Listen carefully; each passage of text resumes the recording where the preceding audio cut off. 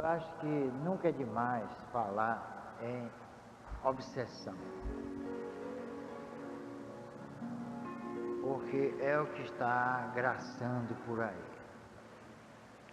Mais do que a corrupção, por aí vocês tiram, né? Aliás, a corrupção faz parte do processo obsessivo, né? Porque os espíritos sempre tiveram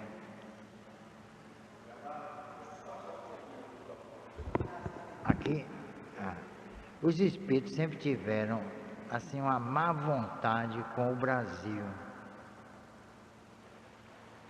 Embora Humberto de Campos, espírito, através de Chico Xavier, tenha anunciado que o Brasil seria o coração do mundo, a pátria do Evangelho. Eu não acho que se o Brasil for a pátria do Evangelho, ou então se o Brasil é a pátria do Evangelho, é por isso que ele está assim tão confuso. Que eu nunca vi tanta confusão como tem lá nos evangelhos. Cada evangelista diz uma coisa, cada evangelista, né, se posiciona de uma forma pessoal, um copiando o outro às vezes contradições, disparates. Então, se é a pátria do Evangelho, nós estamos perdidos mesmo, viu? E o coração do mundo está infartando, né? Do jeito que a coisa está indo. Então, infelizmente, a gente tem que, não é ser pessimista, mas encarar a realidade dos fatos. Os fatos estão aí. E a gente não pode fugir deles, infelizmente. Você vê que até no próprio movimento espírita, nós estamos assistindo a uma derrocada da própria doutrina, completamente desvirtuada. Isso a gente fala aqui, né, no curso e tal. A gente fala também de público, mas com muita reserva, porque senão a gente termina fazendo gol contra, né? A gente termina depondo contra a própria doutrina, enfraquecendo a doutrina, fragilizando a própria doutrina. Não é o movimento espírita, não, fragilizando a própria doutrina, porque está sofrendo interpretações as mais esdrúxulas, tá? Por exemplo, o Congresso Espírita Estadual, agora, acho que é em novembro, outubro ou novembro, vai discutir a visão contemporânea do céu e do inferno. Veja, pode uma coisa dessa? Tanto assunto, por que não trabalha sobre as grandes descobertas da cosmologia, por exemplo, hein? É por isso que eu disse aqui, os espíritos estão batendo a porta dos laboratórios científicos, porque os centros espíritas estão muito mambembes para certos tipos de espíritos. Você vê que nunca um Einstein se manifestou no Brasil. Nunca um Heisenberg, um Newborn. Nenhum deles. Por quê? Vocês já repararam isso? Só se comunicam espíritos desconhecidos. Pepe Emmanuel teve notoriedade no Brasil. Fora do Brasil, nunca ninguém ouviu falar nele. André Luiz, Joana de Ângeles, todos esses espíritos eram obscuros. Nunca ninguém tratou da existência desses espíritos. Aí ganharam o quê? Fama aqui. E são venerados como verdadeiros santos. Quando eu falo assim, não gostam. É porque eu não sou espírita igrejeiro. Eu não tive nenhuma relação com o catolicismo. Por questões até familiares, né? Porque meu pai era ateu. Aí eu digo, graças a Deus, né? E ele nunca obrigou a que eu e meus irmãos fôssemos à igreja. Então eu não sou batizado, não tem negócio de crisma, não tem primeira comunhão, não tem nada. Então não tive nenhuma ligação, ainda bem. Mas não é por isso que eu estou detestando a igreja, não suporto a igreja, não é isso não. A religião em si pode ter até um certo valor, e tem. Agora, o problema são os que estão manipulando a religião, que são pessoas falidas e falíveis, né? Pessoas problemáticas, sexualmente também desequilibradas, como a maioria é. Então são pessoas que não têm estrutura e não tiveram estrutura para suportar o que o imaginário delas criou. Um Deus perfeito, mas na sua operacionalidade essa perfeição não existe. É contestada, não é isso? E a obsessão comeu solta, haja vista a Inquisição e outros procedimentos mais. Na época da instalação do cristianismo em Roma, o chamado cristianismo, mais ou menos 350 anos depois da morte de Jesus, os padres católicos já trucidavam os irlandeses por causa de suas lendas, de suas superstições, da sua mitologia. Eles acreditavam nos elementais, nas fadas, né? Nos chamados seres da natureza. E os padres, quando se instalaram lá, se encarregaram de praticar um verdadeiro genocídio. Mataram milhares de irlandeses, muito antes da Inquisição. Então já começaram com o crime em nome de Deus. Né? Deus terminou sendo um serial killer, e que serial killer, viu? O mais ativo da história da humanidade. Então isso tudo fez com que a religião perdesse a sua validade inicial, que houve realmente no início um trabalho fantástico com os neoplatônicos, né? Origem, Clemente, Plotino, era o que chama de cristianismo nascente. Depois se desvirtuou pela cobiça, pela ambição, pela prepotência, pela luta pelo poder, e aí por diante. Porque são seres humanos e nós somos ainda imperfeitos. Como que a religião pode ser perfeita nas mãos de seres assim?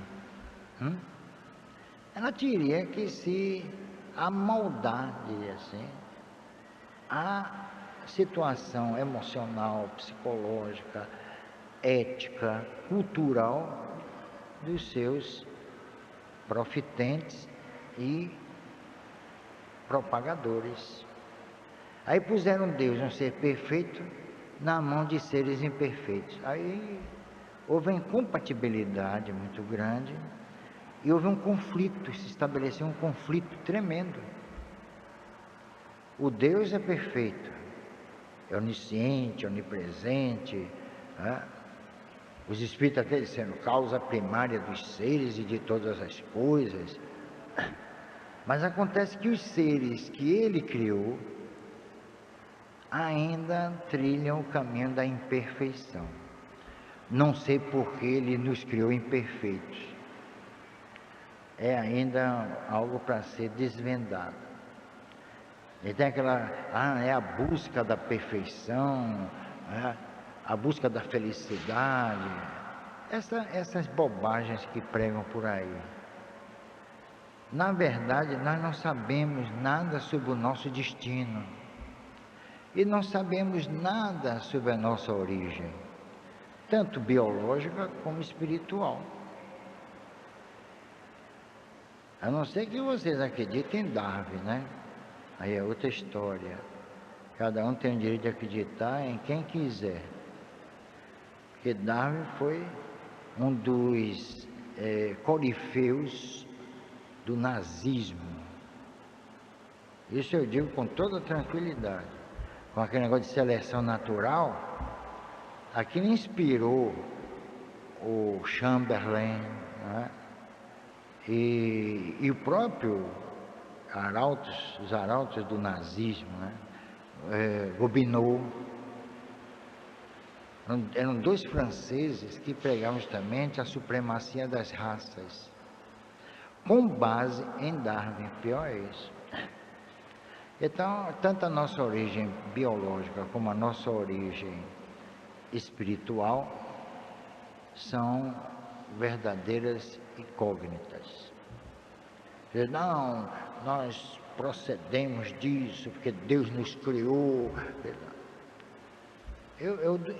Não é que eu duvide disso, mas eu quero provas.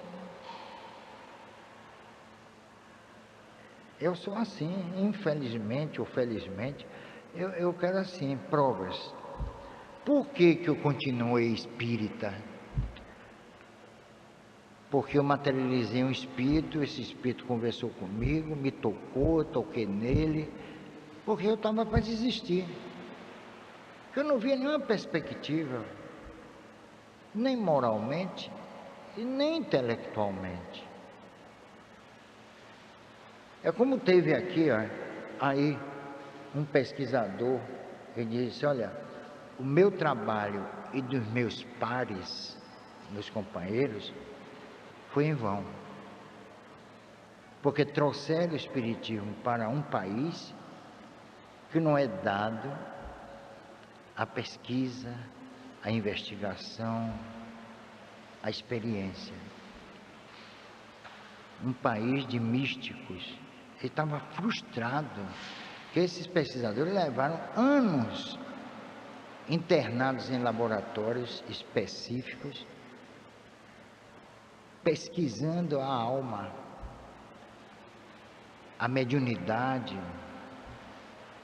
Tanto que eu estou fazendo até um trabalho, vou botar em transparência, eu estou contando uma história visual de tudo isso,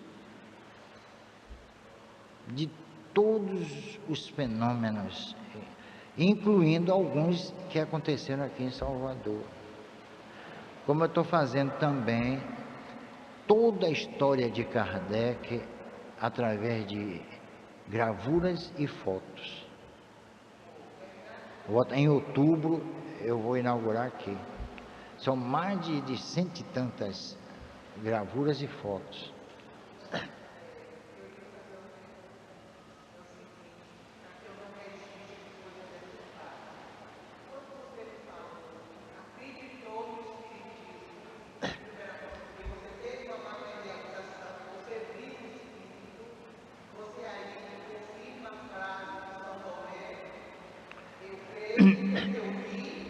Isso.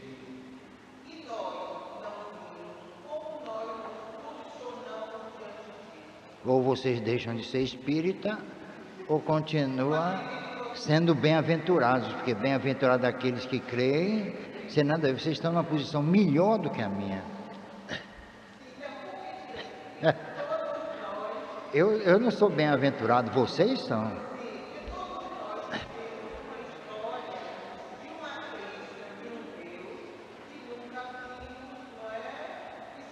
E que nós criamos, exatamente.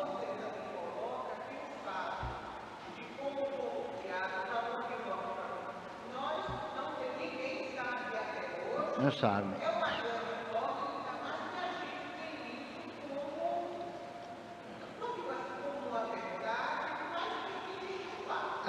Vocês podem comparar, sabe o quê? Com a caixa de Pandora, porque ela não podia abrir a caixa, ela teimou e abriu. Então todos os males que afetam a humanidade saíram, só ficou no fundo da caixa a esperança, que ainda não saiu. Entendeu?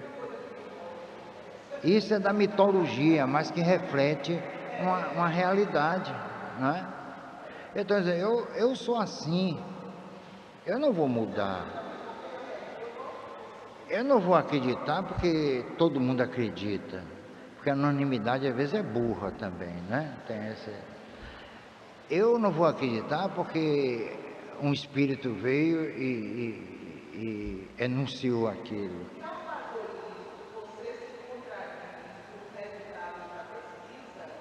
Não, de maneira nenhuma.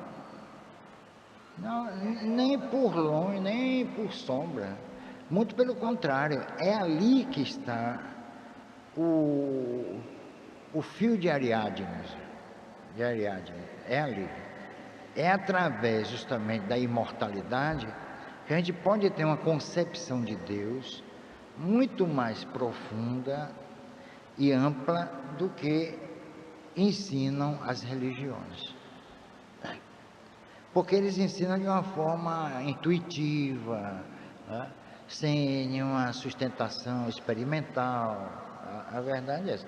Agora, se nós queremos conhecer Deus nesse estágio de ignorância, analisemos as suas leis, ou então as leis que existem e que regem todo o processo universal e existencial. Aí é outra história. Por exemplo, agora mesmo, o pessoal do Observatório de Berkeley, né, chegou a uma conclusão fantástica. Existe no universo, que é uma coisa assim imensurável, né? Você não pode dimensionar, nem mensurar o universo, uma energia que teria sido responsável pela constituição dos corpos sólidos. É aí que entra o universo verdadeiro e o universo de aparência, o aparencial, vamos dizer assim. Por exemplo, tudo que está sob os sentidos é aparente. O que os sentidos não captam, não existe. É aí que está o suprassumo da ignorância.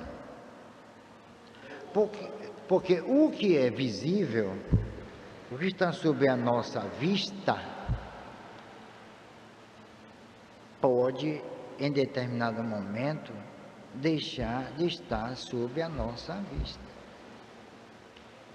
Então, o mundo verdadeiro não é um mundo palpável e visível. É aquele mundo que os antigos chamavam de etéreo, né? Esse é o imponderável, esse é o verdadeiro universo. Então veja como as coisas com o tempo, né, trocaram de lugar. O mundo verdadeiro é o não visto, o ilusório é o que é visto.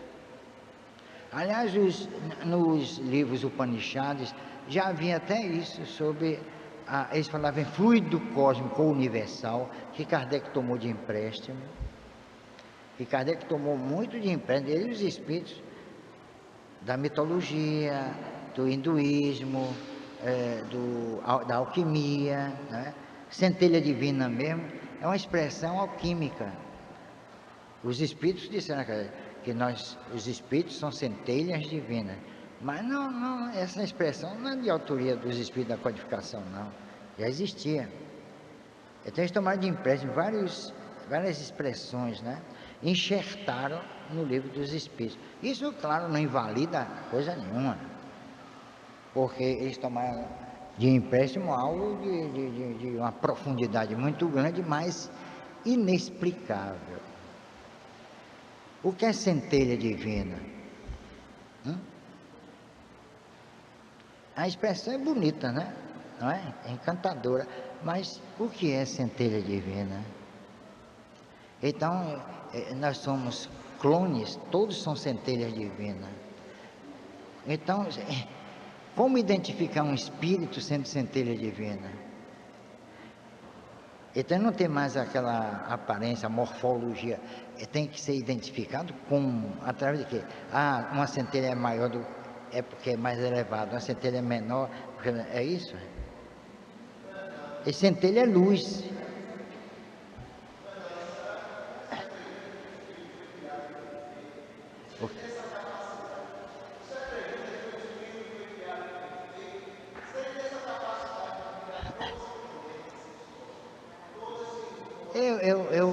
Olha, o que eu penso é o seguinte, de acordo com a dialética, né, espírita, de Gelei, principalmente Gelei, que Gelei dialeticamente é melhor do que Manuel S. Porteiro, muito melhor, é mais profundo, né? Então ele diz o seguinte, que nós somos perfeitos e que não existe uma evolução, existe sim o despertar de potencialidades. Através de quê? Das reencarnações. Mas a reencarnação por si só não desperta potencialidade. Essa potencialidade, ou essas, serão despertadas através da vontade do espírito. Ele tem que manifestar essa vontade. Do contrário, ele vai ficar reencarnando o tempo todo. Então, a reencarnação por si só não faz ninguém crescer, nem, por exemplo, em busca da felicidade. Isso é a coisa mais idiota que eu já vi.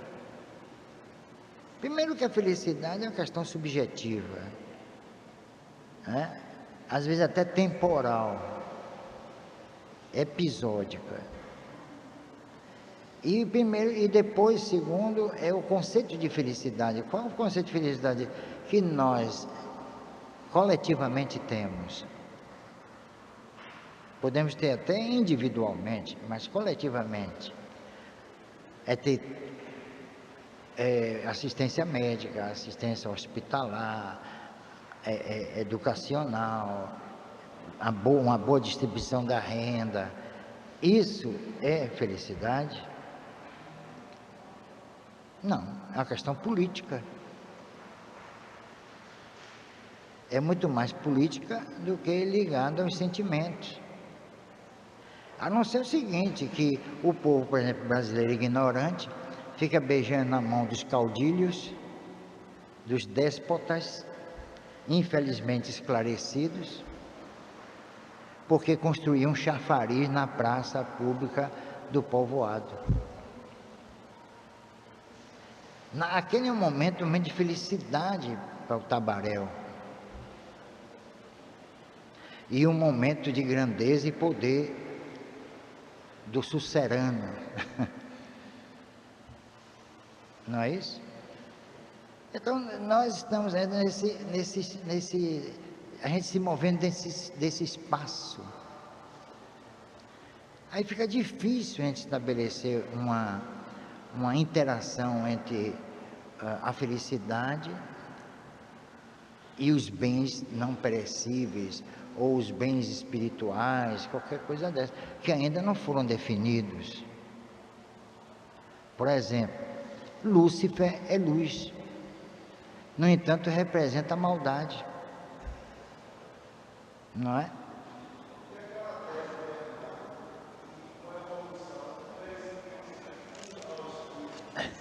Essa é uma tese de Kardec, que o perispírito vai se fundir ao espírito à proporção em que ele vai se tornando menos denso, não é? Mais sutil, ou sutilizado. Chama de quintessenciado, que é também uma expressão que Kardec usou e que é da alquimia. A quintessência é ligada aos elementos, somente ao mercúrio. E aí não tem nada a ver com isso. É que eu ainda vou fazer uma relação, uma espécie de um glossário de todos os termos utilizados por Kardec e os espíritos e que já existiam. Isso não desmerece de maneira nenhuma o trabalho deles, pelo contrário, mostra o que é erudição, conhecimento, não é? Isso é importante. Então, para se estudar o Livro dos Espíritos, nós temos que ter um conhecimento, como dizia Carlos Embaçaí, onímodo. Quer dizer, ele toca em todos os ramos do conhecimento.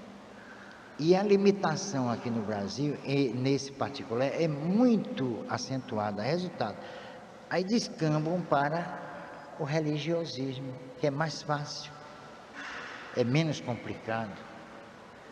Porque você vai estudar o Livro dos Espíritos, nas leis morais, como eu já disse aqui em outra oportunidade. Você tem que estudar sociologia, política, ética, direito, para você entender. Tá? Não é tão simples assim. Aquelas leis, chamadas leis morais do Espiritismo, são complexíssimas. Não é que espelha assim um momento político, social da França, que começou com Napoleão e foi até os finais do século XIX. Revoluções e revoltas, sei lá.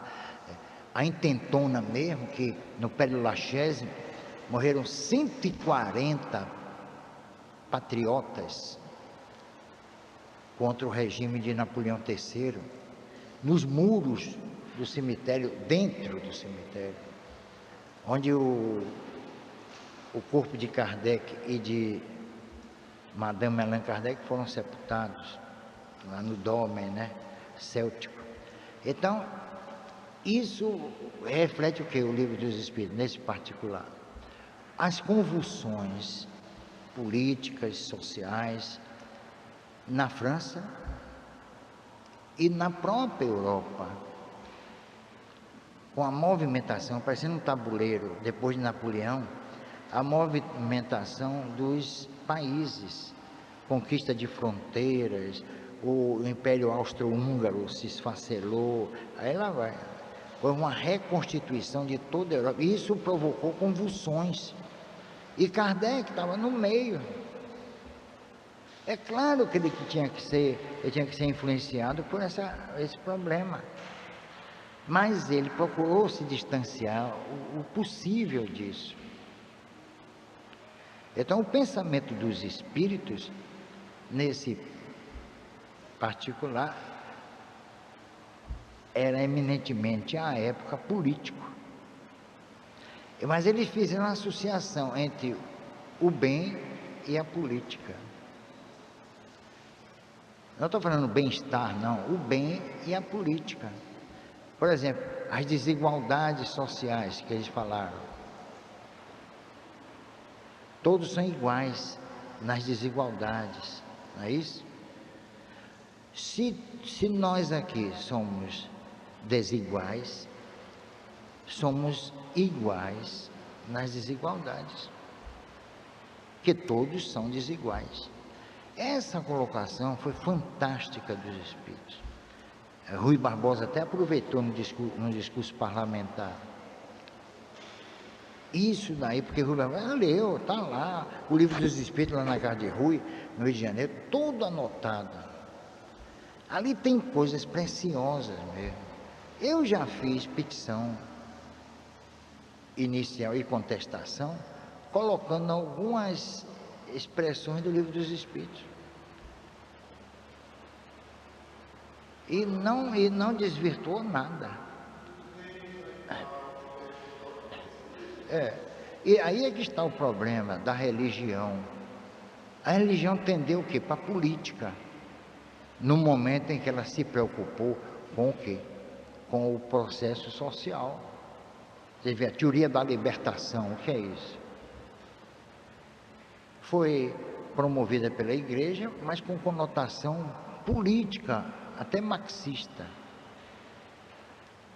Então houve um desvirtuamento, e está havendo um desvirtuamento. A CNBB, por exemplo, se reuniu agora para discutir sobre a política e a corrupção no Brasil. Por que não se reúne para discutir sobre o bem-estar espiritual do povo brasileiro? Hein?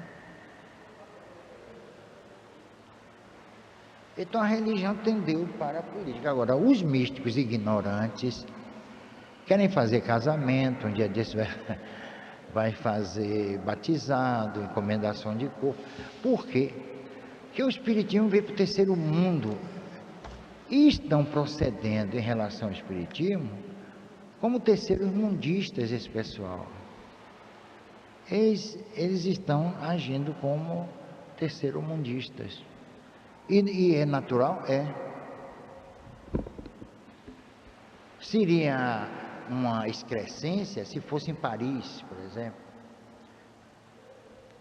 onde o povo é politizado e tem uma outra estrutura cultural.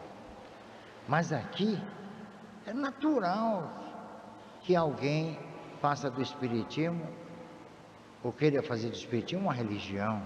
Isso é próprio do atavismo, vamos dizer assim, cultural do brasileiro. Não estão errados, não, estão certos, dentro da ignorância que entre eles prevalece. Então é normal. A gente não pode exigir desse povo voos assim intelectuais, porque vai ser igual a Ícaro, que tentou voar com asas de cera. O sol derreteu.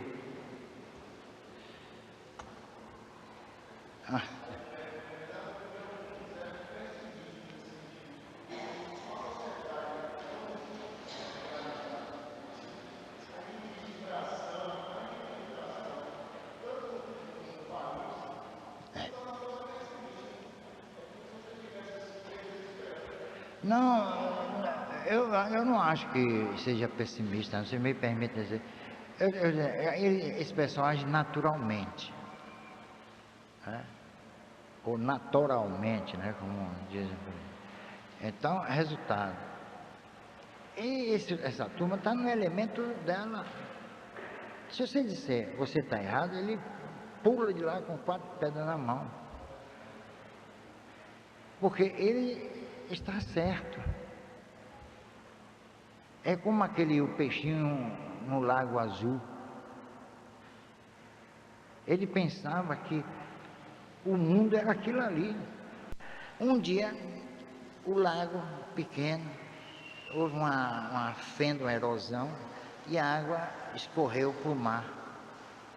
Aí quando ele chegou no mar, foi que ele viu que não conhecia nada, e que e se ele conhecia, estava dentro dos limites do lago onde ele nasceu e viveu. Tem gente que ainda está vivendo no Laguinho Azul. Eu já saí há muito tempo. Eu acho que vocês também, né? É isso. Leia Saint-Exupéry, O Príncipe, você vai ver muita coisa interessante lá. Aliás, toda a missa que se preza lê, né, O Príncipe. Não sei porquê, acho que nunca leram, coitado, ouviram falar. Aí, lasca o príncipe. Qual é o seu livro de cabeceira? O Príncipe. Né? Meu livro de cabeceira eu não sei qual é, porque tem um monte assim que eu boto ele. Eu já não sei mais qual é. Não é, não? É uma bagunça, rapaz. Sempre estou arrumando, desarruma. Mas depois desse preâmbulo, né, que está ligado à obsessão. Que a obsessão não é uma situação temporária, vamos dizer assim, né? Ou algo que se abate sobre os homens e que de repente desaparece, né? A obsessão faz parte da própria natureza do espírito. A gente pode rotular a obsessão, é até uma coisa pejorativa, ou então um libelo, né? Mas é algo que faz parte da nossa natureza. A gente não pode escapar. A gente pode até tentar dosar, controlar, administrar, mas fica difícil. Por quê? Os instintos estão aí, os desejos, né? Aquele problema da sexualidade, há tanta coisa envolvida, né?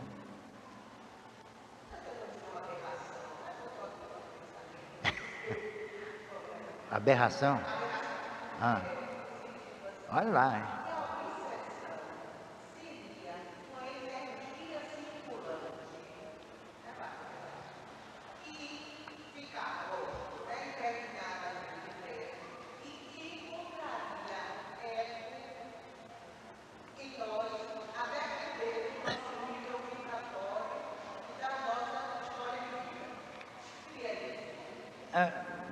Não.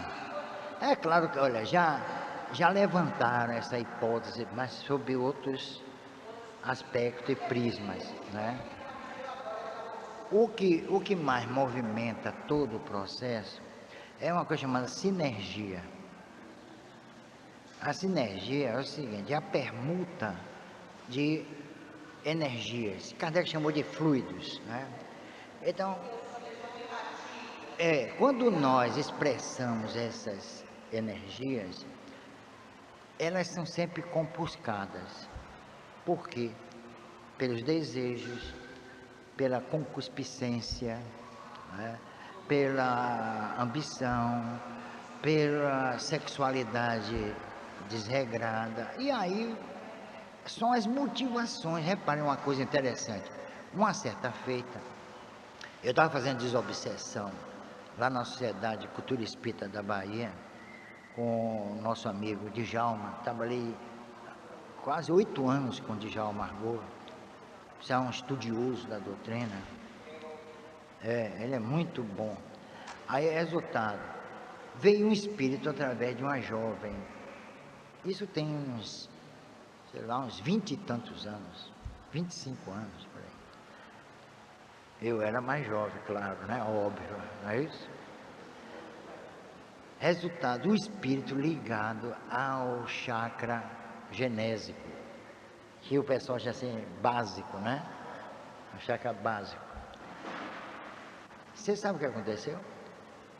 Ela começou a despender um tipo de energia que me afetou. Eu fiquei sexualmente abalado. Rapaz, eu digo, mas a razão, não é? Treinada, que eu treinei e venho treinando minha razão, prevaleceu. Senão eu me atracava com a moça. Já imaginou o escândalo que ia ser? Ninguém ia entender nada, né? Esse cara é tarado e tal. Às vezes a pessoa, o estuprador e tal, às vezes ele não está sendo assediado por um espírito, mas por esse tipo de energia. Que há mulheres e homens, você olha sempre, não, esse pessoal é digno, é íntegro, mas por dentro, não é? É como a história do patinho na lagoa, né? Ele passa assim, deslizando, mas por baixo as patinhas estão assim, ó.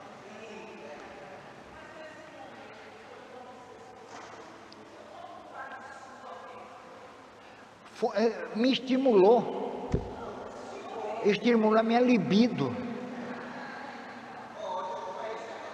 Aí eu chamei um doutrinador, eu digo, olha, vem cá, cuida aqui, porque... O que foi, Bernardo? Não, eu comecei a me sentir mal e tal. Ao contrário, eu estava me sentindo até bem.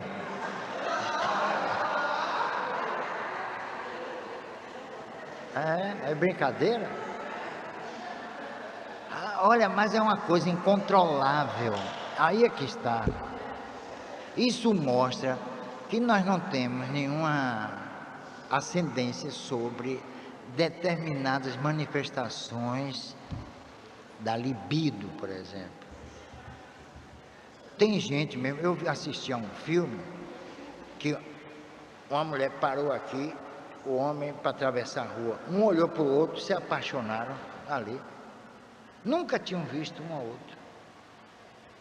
Pode? Quer dizer, foi um filme, mas isso pode acontecer, né?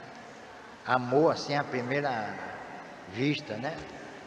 Tem também amor à primeira mordida, né? Quando isso deve ser propaganda da McDonald's, hein?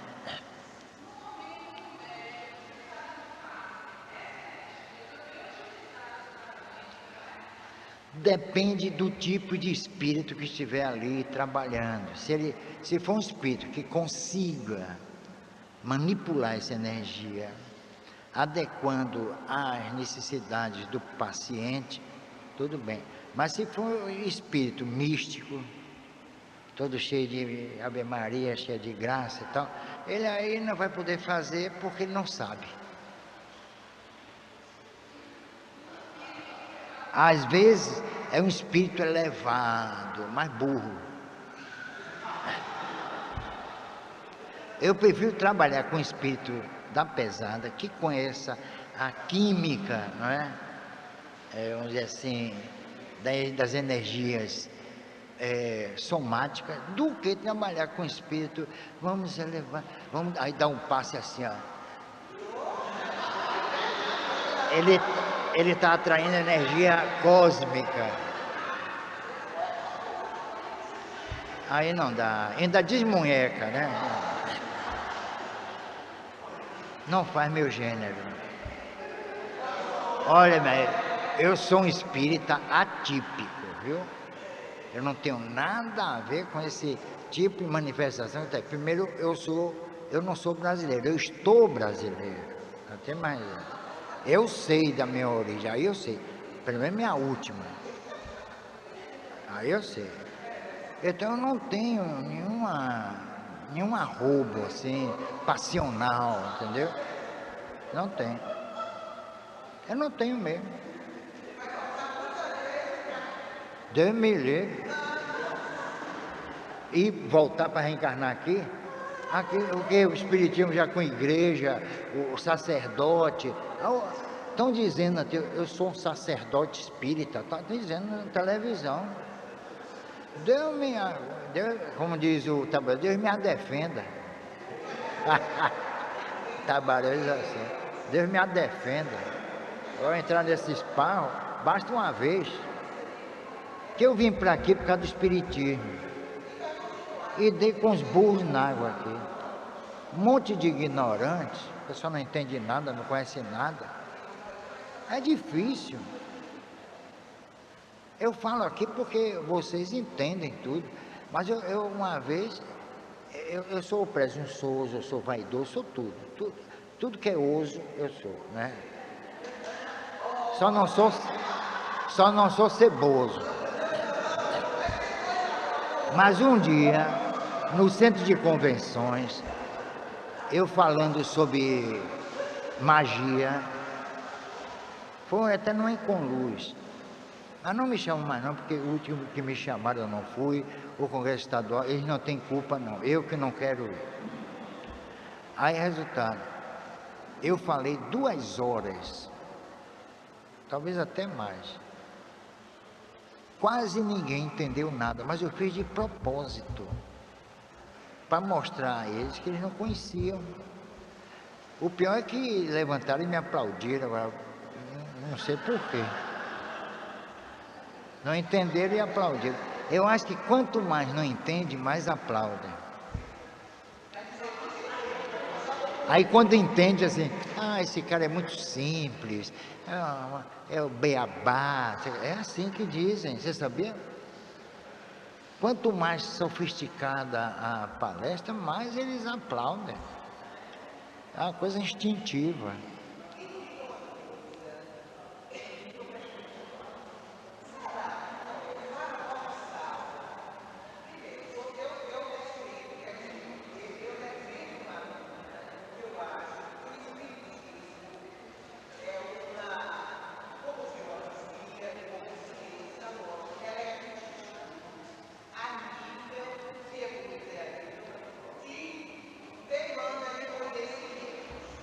Claro, claro.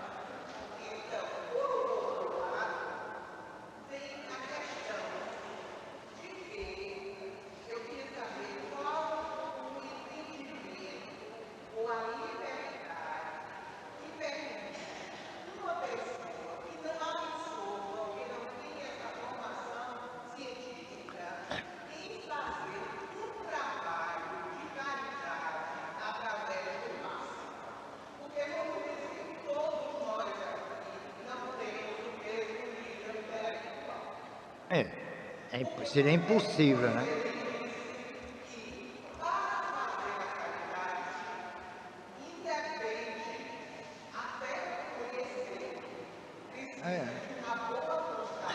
Isso. Isso.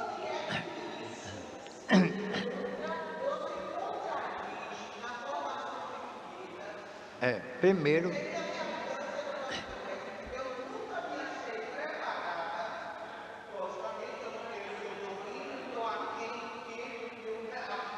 Não, nada disso.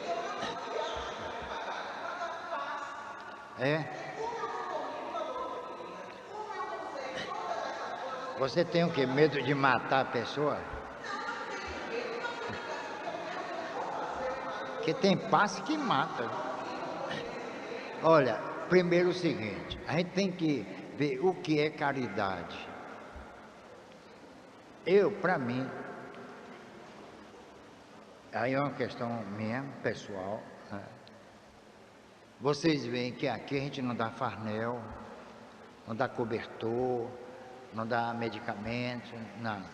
Tentaram fazer.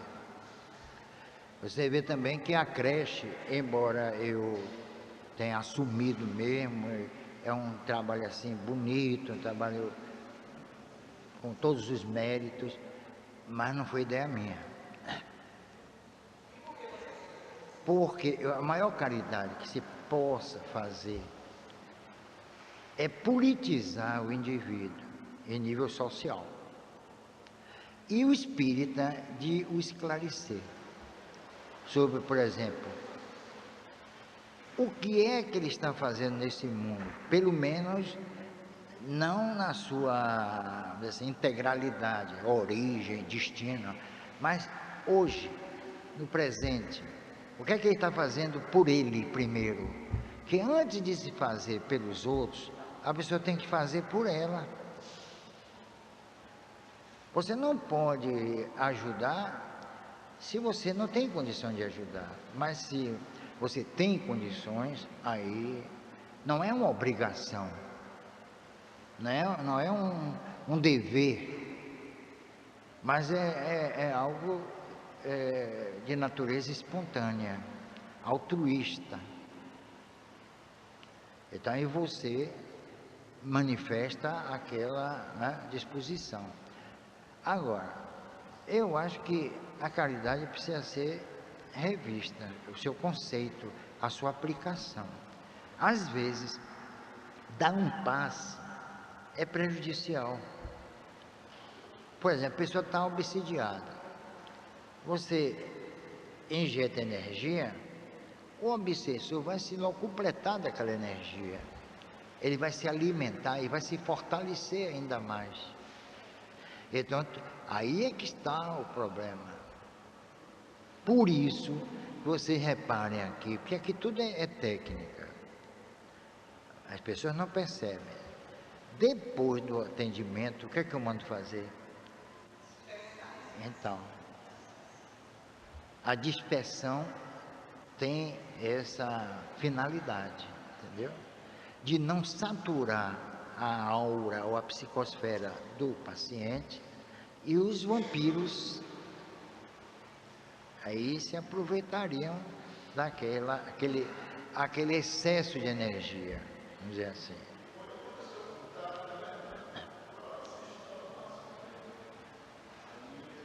Pode ser, por exemplo, há médiuns aqui que tem um poder de absorção de energia.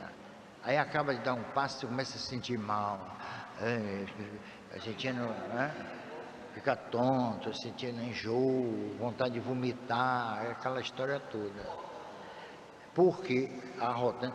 Porque é uma concentração, principalmente no plexo solar, de energias deletérias, ruins. Então, tudo aqui é feito tecnicamente. Não tem nada aqui feito de uma forma aleatória, mística, nada disso.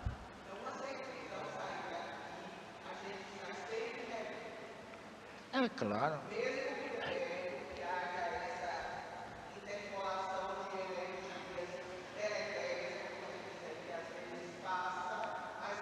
Claro, porque isso limpa todo o campo, né, energético, aí a pessoa se sente bem. Vem cá, você quer ver uma coisa que você toma? Todo mundo toma passe. Você sabe qual é um passe bom mesmo? Um banho. Tanto que eu tomo banho assim, eu me molho, claro, passo sabonete, né? Aí deixo cair. Depois aí eu deixo que a água caia, flua mesmo, todo o corpo. Aí sabe o que é isso?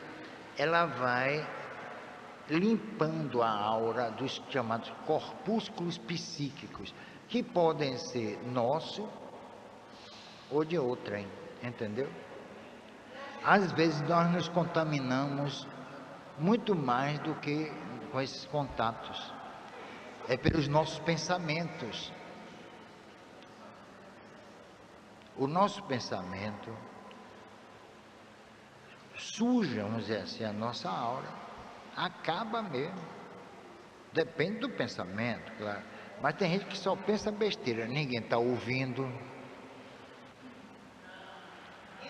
Ele está ali, ó, ele está pensando que não está ouvindo. Mas quando a gente pensa, a gente fala. O pensamento é uma forma de expressão. Alguém pode captar aquilo. Chama de formas de pensamento. Porque nós temos um poder imagético natural. A gente pensa e cria a imagem. Aí que a vaca vai pro brejo. Vem na área sexual. Oxe, é um filme pornô que passa assim na nossa tela mental. E geralmente nós somos. Aqui é um DVD, Não é deve haver, não, é DVD mesmo.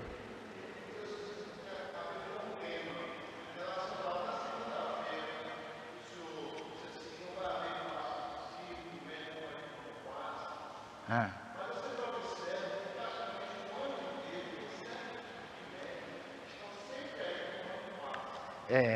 Eu sei disso.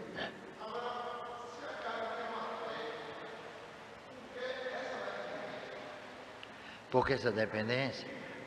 Já ouviu falar em vício?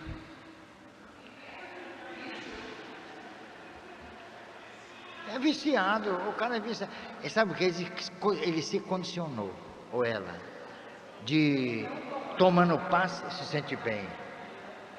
Olha, já teve um caso lá na saúde de uma mulher, uma senhora, quase uma senhora, ela se queixando dos obsessores.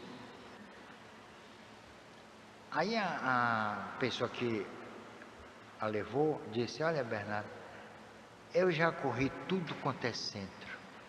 Ninguém conseguiu tirar esses obsessores dela. Eu digo: mas eu tiro. Disse assim para ela criar uma esperança, né? Aí eu sabia que não tinha obsessor nenhum. Quer dizer, todos têm, mas não é aquele que deliberadamente quer levar a pessoa para a buraqueira, né? Aí eu chamei uma médium aqui, eu não vou dizer o nome, e diz: olha, você vai fazer o seguinte, você vai fingir que vai receber 3 obsessores. O último, você caia no chão, se espalhafatosamente, se bata, pinta o diabo. É obsessão placebo, diz obsessão placebo. Pois é, a médium, mas Bernardo, não é antiético, né? Eu digo: mas só assim que resolve. Aí ela tirou o primeiro, pintou o olho, tirou o segundo, o terceiro, ela exagerou, né?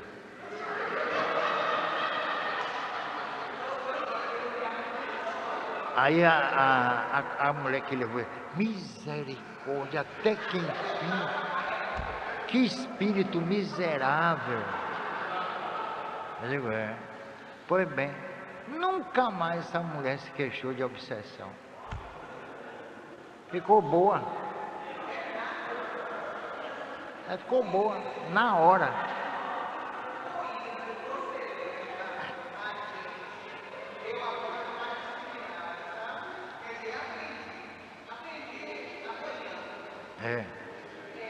Não sei por que o pessoal só aprende apanhando, né?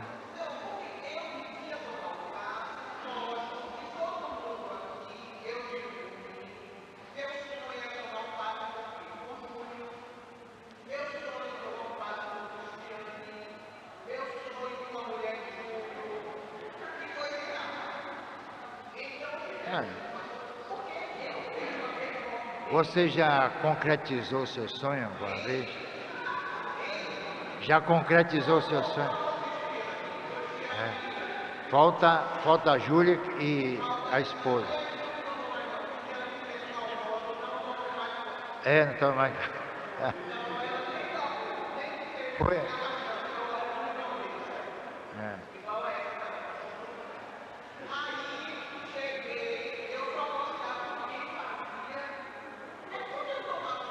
Quanto mais palhafatoso, melhor, né?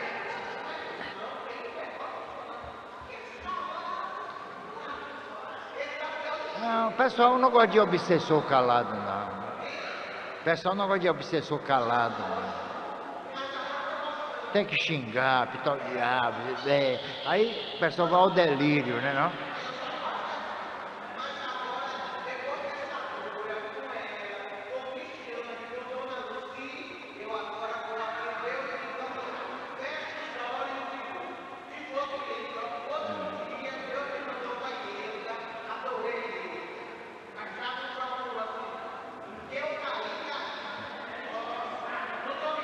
O que vier nós traça. Mas é assim mesmo.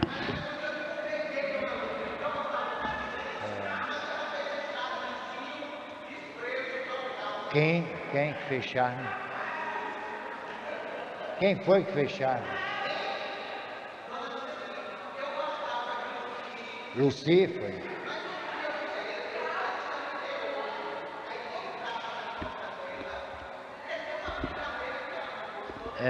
Mas é assim mesmo. Eu acho que você vai passar a revista na tropa aí, viu? Desse jeito.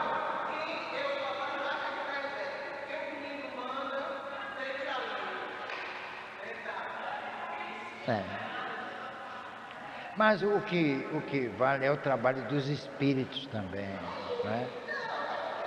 Claro que o médium é importantíssimo, mas os espíritos é que comandam, né? Mas vamos aqui ao nosso trabalho.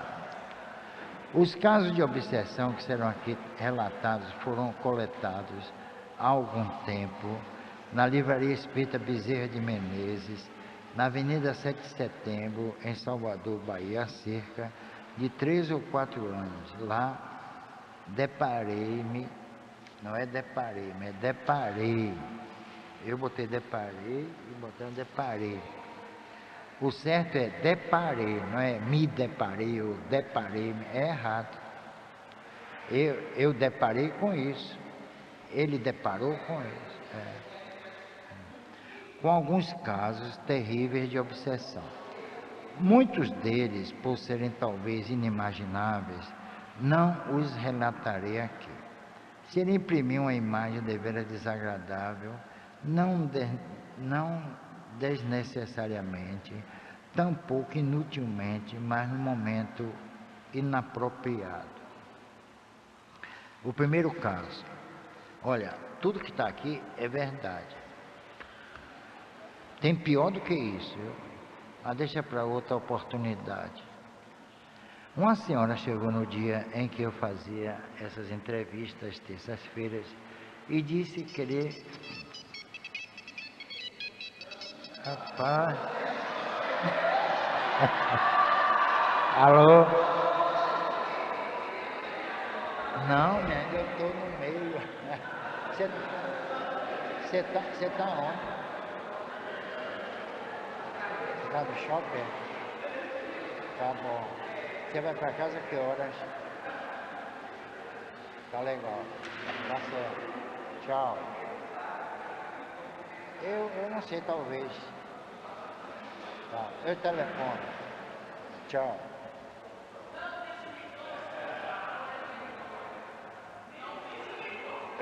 Chefe é chefe.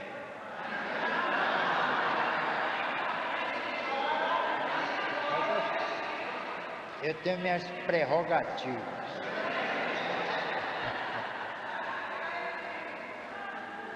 Bom.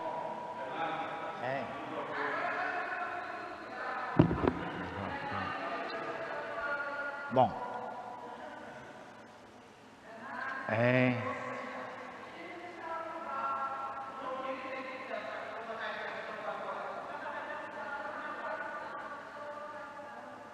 Radiação do meu coração.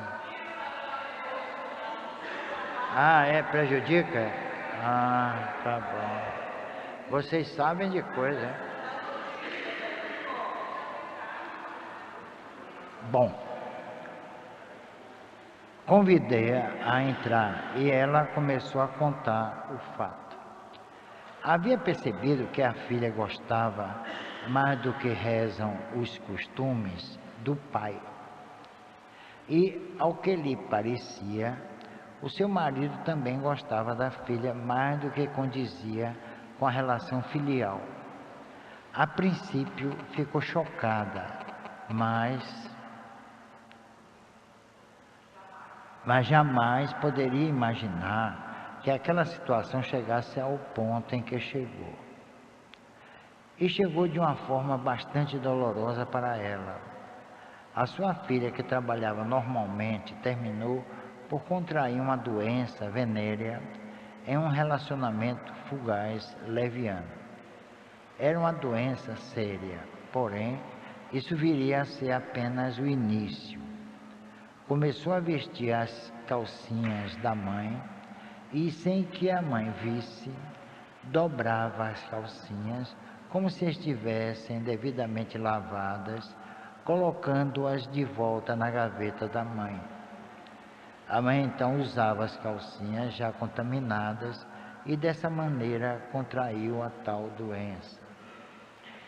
Em princípio, não sabia do que se tratava e cuidou em marcar, sem que o marido e a filha soubessem, uma médica ginecologista. Foi à médica e ouviu a intrigante notícia: olha, você está com uma doença venérea, é grave e pode evoluir para um quadro mais sério. Deverá tomar medicamentos, sob pena do agravamento do quadro. Começou então a tomar os antibióticos e principiou a observar como poderia ter contraído tal doença. não manteve relacionamentos extraconjugais, mas antes que encontrasse uma resposta, o marido descobriu o motivo pelo qual ela o estava evitando sexualmente, a doença. Inconformado, achou que ela havia contraído o problema com algum outro homem. E nessa noite ela foi literalmente espancada por ele. Bateu nela e a pôs para fora de casa. Já na casa de uma irmã, sem querer ir a nenhum psicólogo ou psicanalista, conhecia-me de nome e me procurou. Contou-me todo o caso e completou. O marido passou a viver com a filha.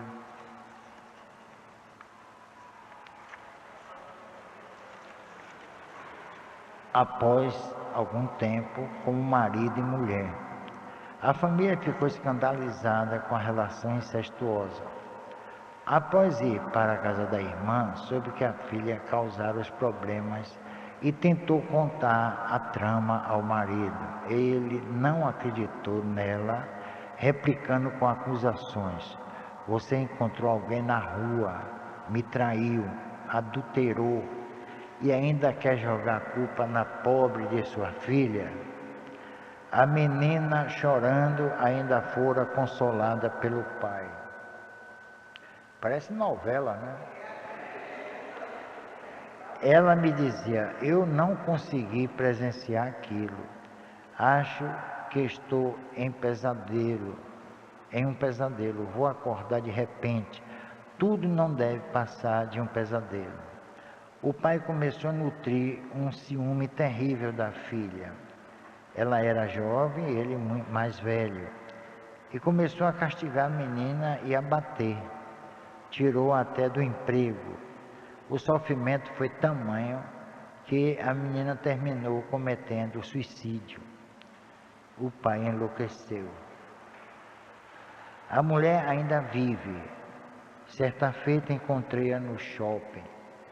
Perguntei como ela estava, ao que ela me respondeu: "Vamos vivendo."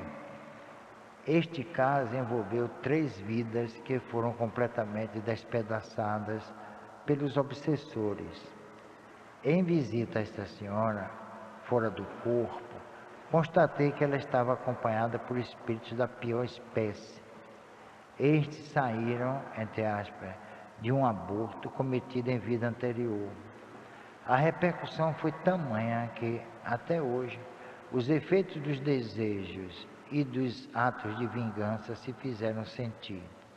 Imagine os atos desta vida, o quanto ainda haverão de repercutir. É então que atualmente falam por aí alguns que se dizem especialistas que o que passou deve ser esquecido porque Deus perdoa. Assim demonstram que o Deus coxo que perambula por aí é algo criado pelo homem.